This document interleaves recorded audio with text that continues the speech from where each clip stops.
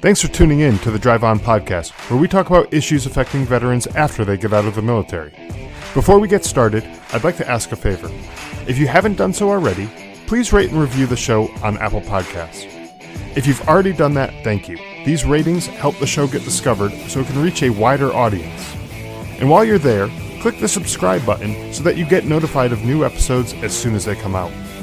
If you don't use Apple Podcasts, you can visit driveonpodcast.com/subscribe to find other ways of subscribing, including our email list. I'm your host, Scott DeLuzio, and now, let's get on with the show.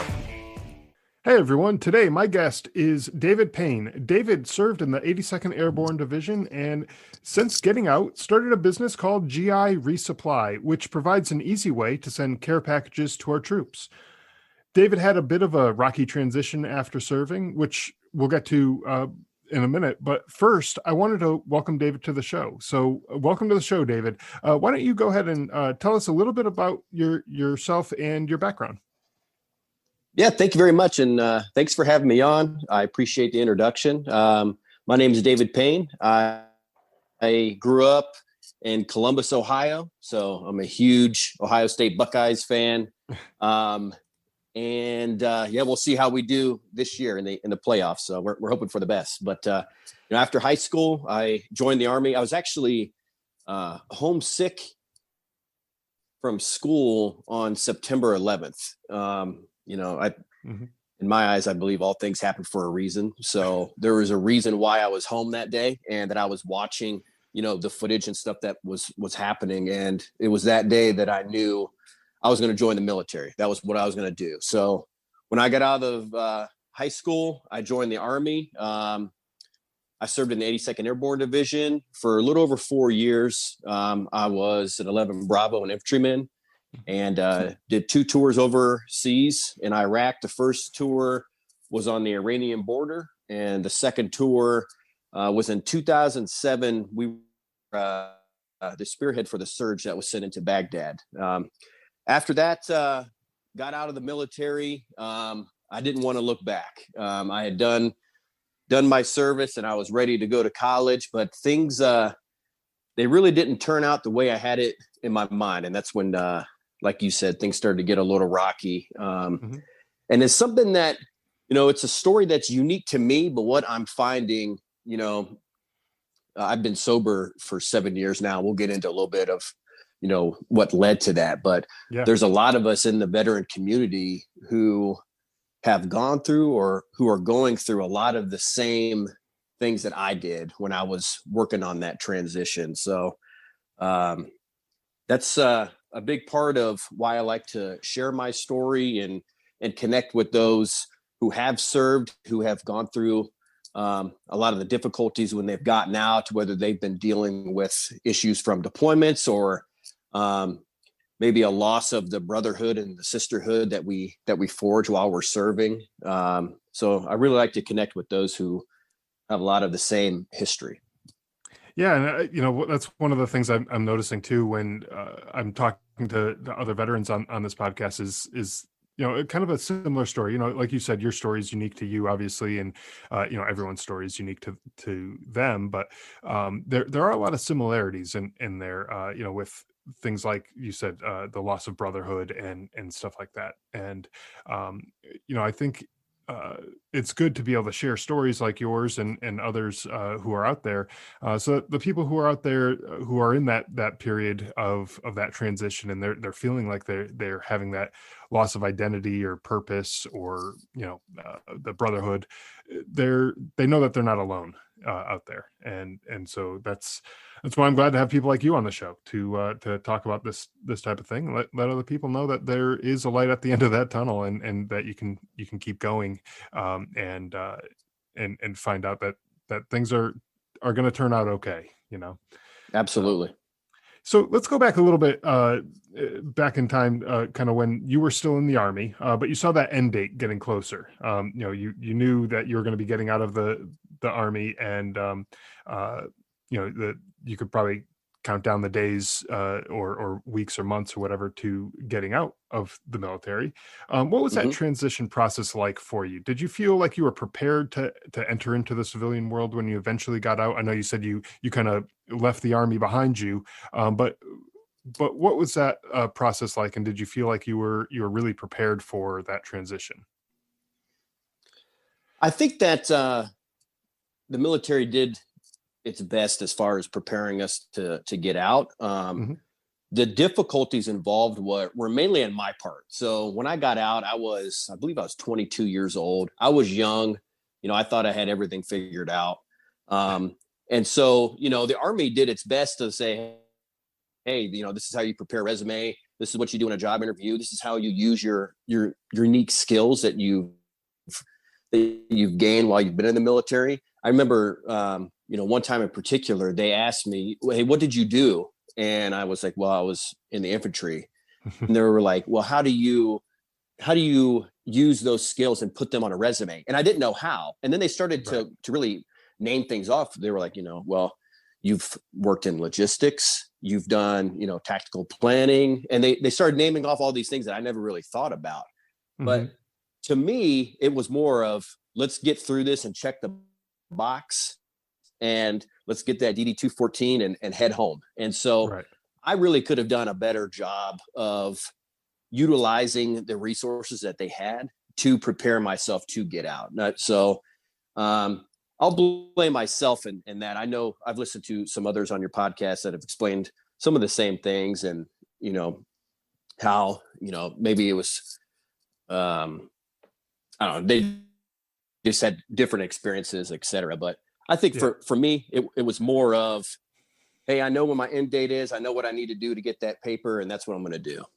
Yeah. And then figure out the rest after that, Exactly. Yep. Yeah.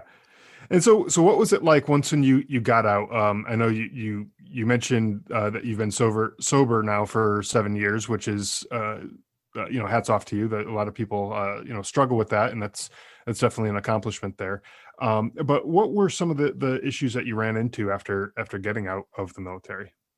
Yeah, it was. So I did in the military. We train hard.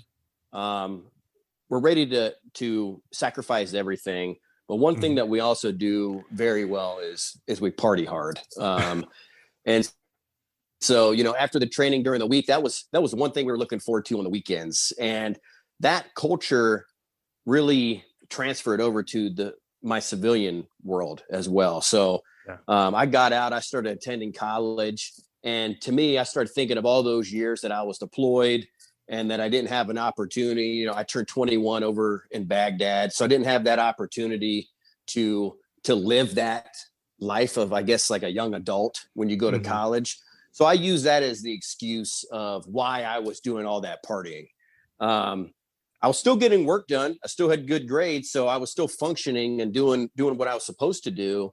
But over time, that lifestyle just it doesn't last. You can't last on that lifestyle. And Right. soon enough, I was breaking relationships with family and friends, and I didn't want to listen to what anyone had to say because I knew it all. I was that young person that had gone through some extreme life events and thought that I knew better than everybody. And in the end, I had to humble myself. And I was humbled by a couple of, events that happened while I was drinking. And a lot of those deal with the law.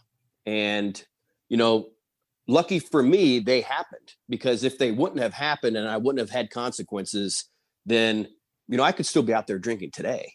Right. So I don't ever close a door on things that have happened in my past, because they've helped shape the future that I'm living in now. So I'm appreciative that it happened.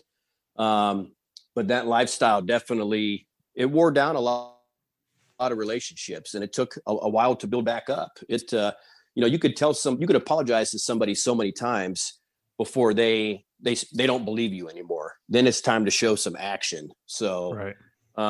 I joined a 12-step program. That was the way that helped me. And lucky for me, I had a friend that was already in that program, because there were times that I knew I had a problem.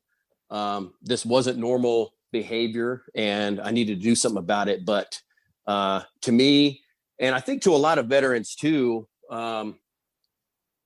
we just try to figure it out on our own. We are very quick to help people who are in need, but when it comes to ourselves, that's something that we don't really like to worry about ourselves. Things will just figure themselves out. Right. And we don't like to ask for help.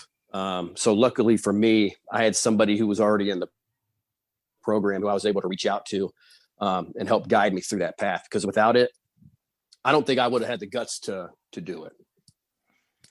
Yeah. And that's, I have used that example, or this example before on this podcast, but you know, when you're in the military, you do pretty much everything as a team. You know, Right. you don't go and clear a building on your own. You know, Right. talking, you know, infantry tactics or whatever. You know, you Yep. don't go and do that type of thing on your own. You have your, you know, your fire team or your squad or, you know, whatever with you, going and clearing that building, and so you go and you rely on the other people to you know, help you out in those situations. Um, uh, why shouldn't stuff like this be the same? You know, when you realize that you need help with something, you know, whether it's you know, substance abuse issues or you know, financial issues or things like that, reach out to people who can help. Like it really is not. There's no shame in doing it. You know, that's the whole reason why small businesses start hiring employees. You know, like Exactly. that business owner can't do everything on their own, so Yeah. they need to hire people.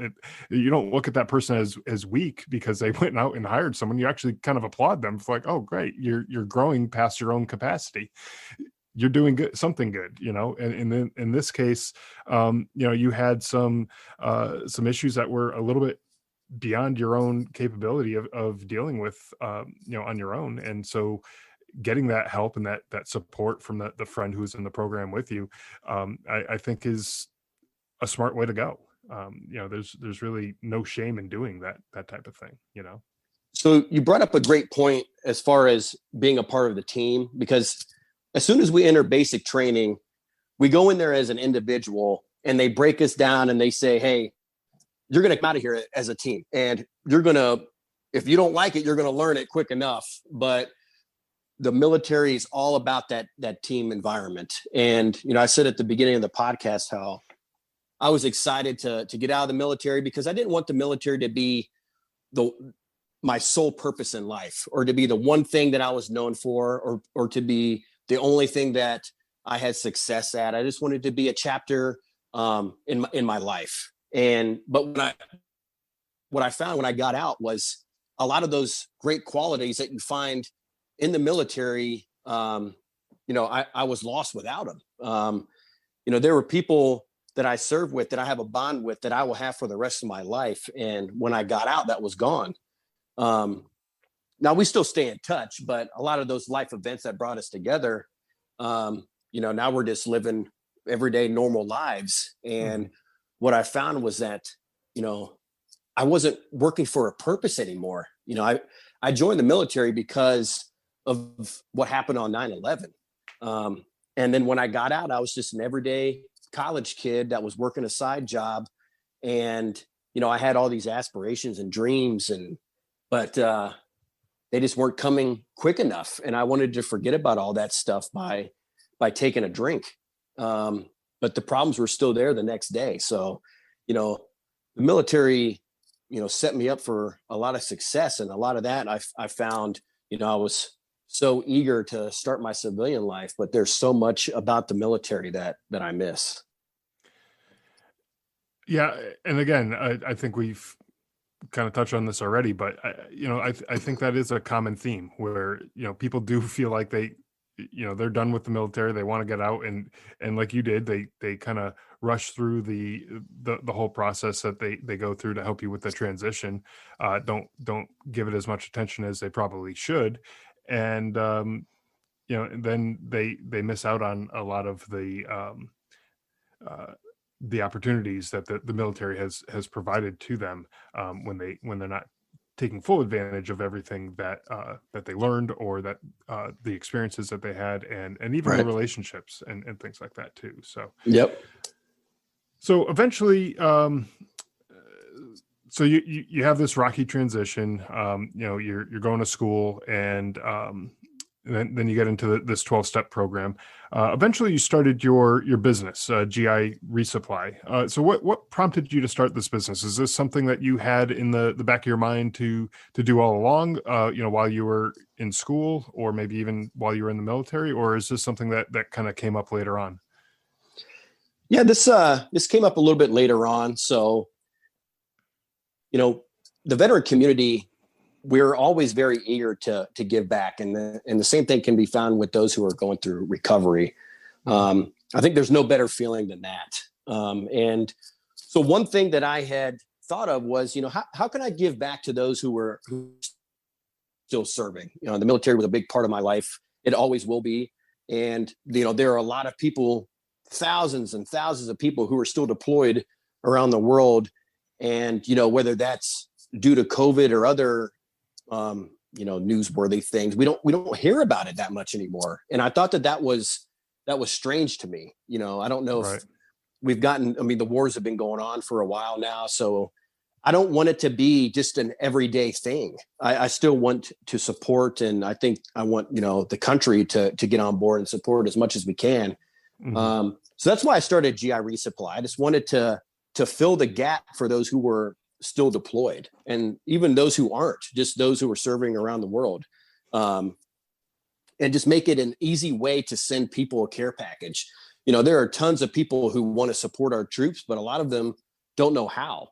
Right. So, and a lot of them are like, okay, yeah, I think I'm going to send a care package, but what do I put in it? Because they don't want to send things that people aren't going to use. Right. So we just want to provide an easy way for somebody to say, hey, if it's during the holidays, or I have a family member that's deploying, this is an easy way for me to send them a care package, whether I do it one time or I send one every month. Mm-hmm. And then to talk about, our military spouses too. They go through so much when their loved one's deployed. They're holding down the home front. They're paying bills. They might be taking kids to practices or recitals. And then on top of all that, they're worrying about their loved ones who are deployed. So Right. we also wanted to provide a way for them, like, hey, we just want to be an easy way for you to support your loved ones while you're dealing with everything else that's happening back home. Yeah, for sure. And I know for myself, when I was in Afghanistan, we were there over the summer, and anyone who's been over there knows it gets pretty hot over there. Oh And yeah.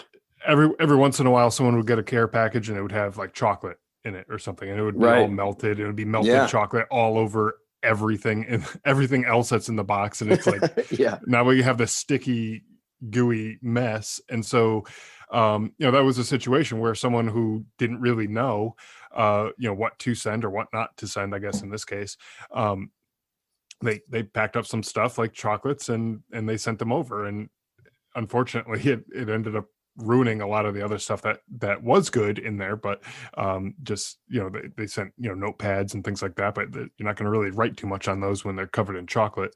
But Right. it's a business like yours where what is acceptable to send over there and how to send it and everything like that, they're not going to run into those issues. And I think that's a valuable thing that you might have, going for you, is, just picking and choosing the right items to send to the right locations throughout the world. As people are deployed all over the place, really. Yeah. Yeah. And, people have the best intentions. They want to send everything that they think that, people who are deployed aren't getting. But, Mhm. like you said, a lot of the times they don't, it could take a week or longer to get over there. The temperatures are high. There's, they could get damaged on the way there. So yeah, the best feeling in the world when I was deployed was, if we came back from a patrol or we were out for a couple of days, was just coming back to mail, whether that be Yeah. a letter or, a care package, whatever. And I just want to provide a way for people to send that feeling to people who are still, fighting for our freedoms. During COVID, a lot of times we've been locked, inside our homes, but our service members are still doing their jobs. They didn't stop. Right. So I think now more than ever, they need our continued support. Yeah, no, for sure. And you're absolutely right with that feeling that you get when you get mail. And I know there were some people who never got mail, whether it was Right. a package or a letter or whatever. And it almost like hurts you to feel that they're not getting that feeling. And it's Absolutely. like, you kind of want to share some of that with them. And so we would do that every once in a while. We would, if we got a big care package or whatever, we just like set it out for everyone, and everyone could kind of pick through and grab whatever they wanted, out of these packages, because it helped boost the morale of everyone. Not just the people who were getting the packages, but even the people who didn't. It helped them out too. So absolutely,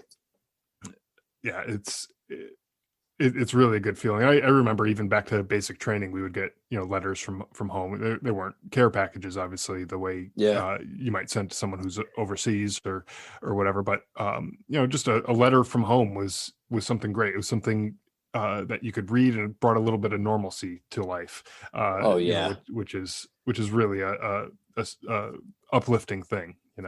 Absolutely, yeah. It allows you to get that feeling of home and just be in a different place, even if it's for a short amount of time. I remember getting letters in basic training, and I carried them in my pocket the whole time. like just things like that, to where if we were in the field or doing whatever, I at least had it there, and it could break up that monotony a little bit. So right. I think you're spot on. Yeah, I kept all of the letters that I got too from home. And I still have them, actually, because I kept them when I left basic training, and I put them in a folder, and I still have them. They're sitting in a closet now somewhere, but I still have them all. That's awesome. And I think my mom kept all the letters that I wrote back home, too. So I have both sides of the conversation too. So it's kind of neat to have all of that, for that's memories super cool. and things. Yeah. So. What advice would you have for other veterans, maybe they're recently separated from the military and are starting to feel some of the same things that you were feeling, like the loss of purpose and that brotherhood that you were feeling as you were getting out? What advice might you have for them to help prevent them from going down that same path where they might get themselves into some trouble? Absolutely. I would say the biggest thing is just to reach out, whether that be, to your family. I think the biggest is to, your battle buddies or people that you serve with. Mm-hmm. Just reach out and talk about it. One of the biggest misconceptions, I think, for me, was that I had to keep everything in, and that it wasn't tough if I, talked about the way I was feeling, or if I was feeling down or something wasn't right, I kept it in, and I just told myself I'm going to deal with it by myself.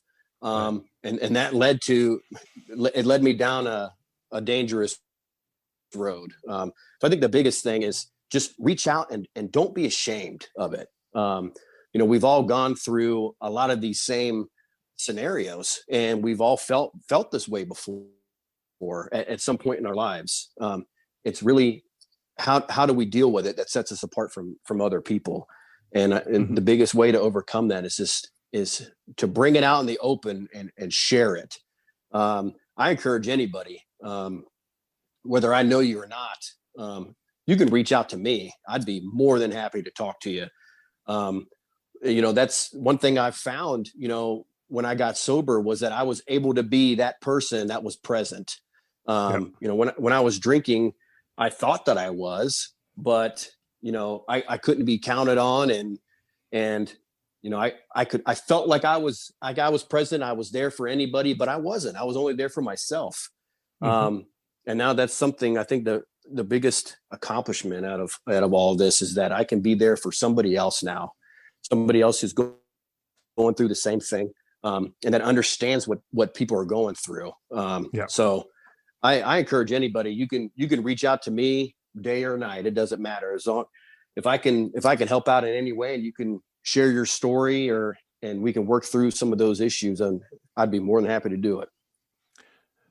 Yeah, that's one thing I've noticed about the veteran community is that we are very willing to help out others. There's a few Facebook groups that I'm a part of that are there to help out veterans with whatever issues they're going through. But Mm-hmm. whenever someone reaches out and asks for help with something, maybe it's similar to the issues that we talked about today, but there's always someone there. Who's reaching back out and offering their advice or their help or some sort of guidance. And so, it takes a lot of courage, I think, like you were saying, like sometimes people are maybe ashamed to even reach out for help. So it might take a lot of courage to do that. But once when you do, I mean, the feedback and the support and the help that you get, is really encouraging, and it can really help set you in the right direction and give you the guidance that you need to get you where you need to be.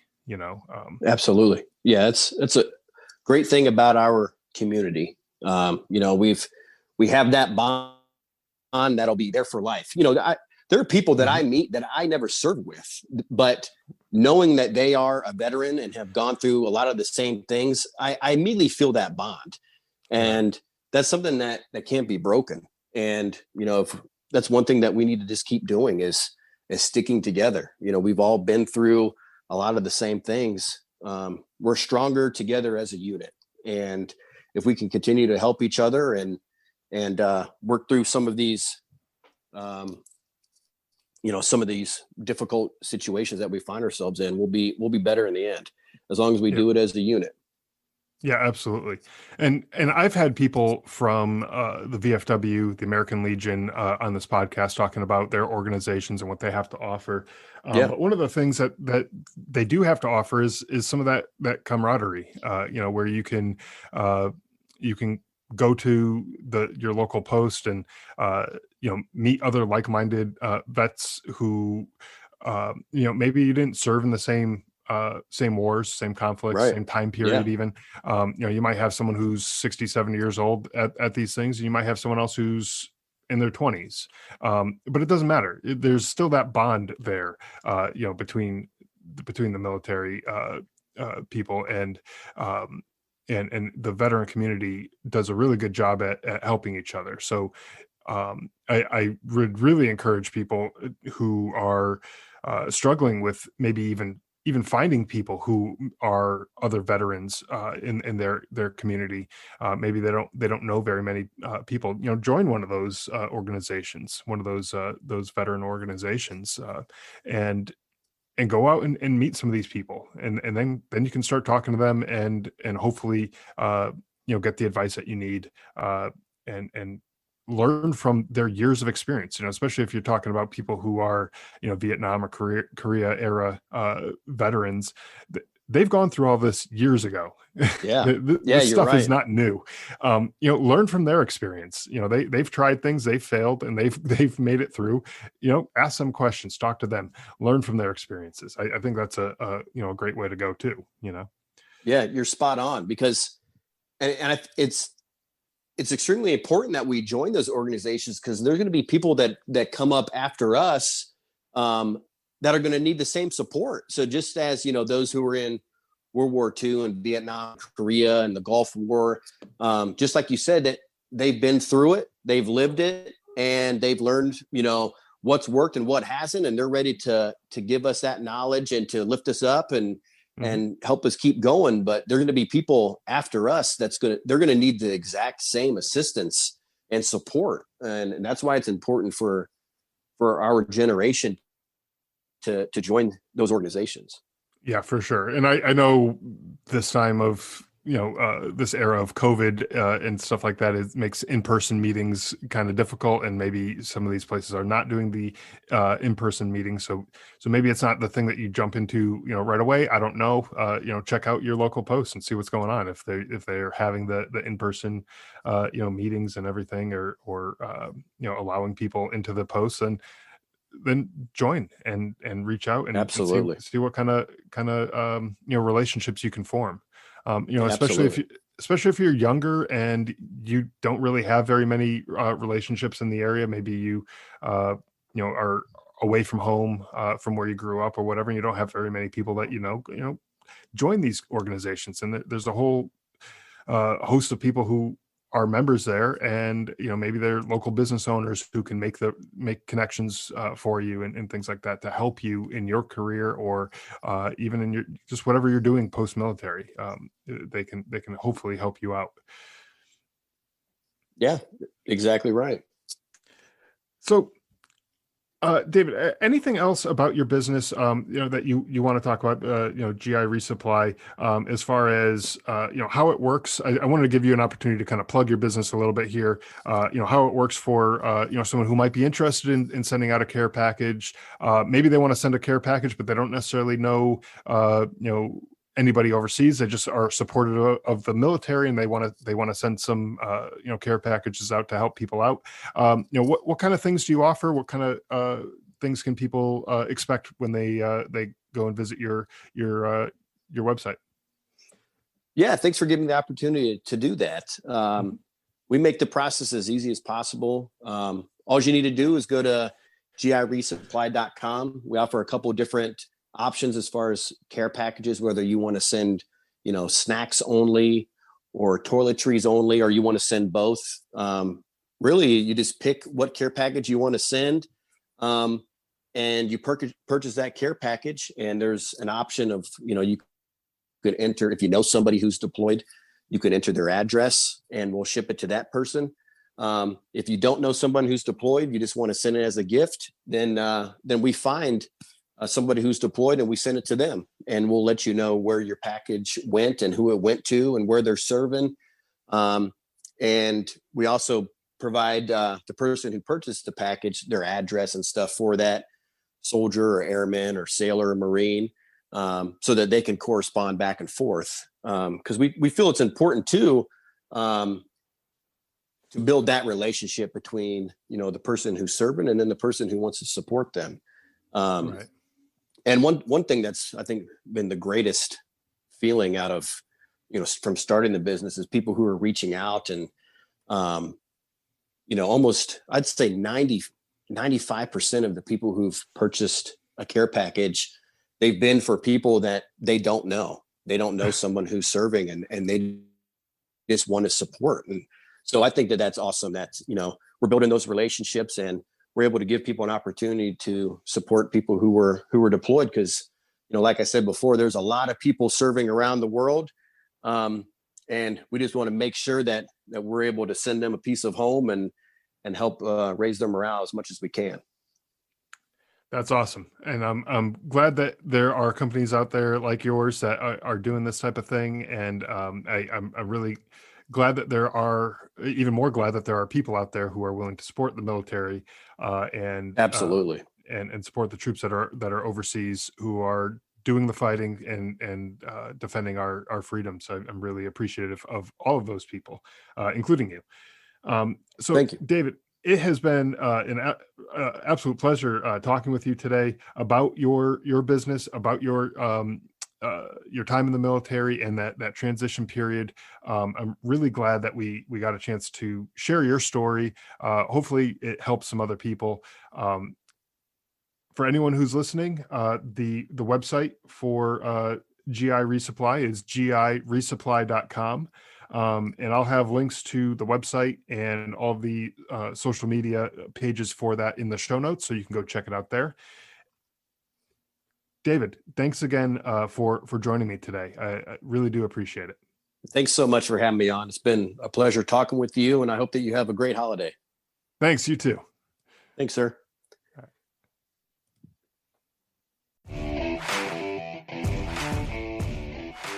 Thanks for listening to the Drive On Podcast. If you want to check out more episodes or learn more about the show, you can visit our website, driveonpodcast.com, or on Facebook, Twitter, and Instagram at Drive On Podcast.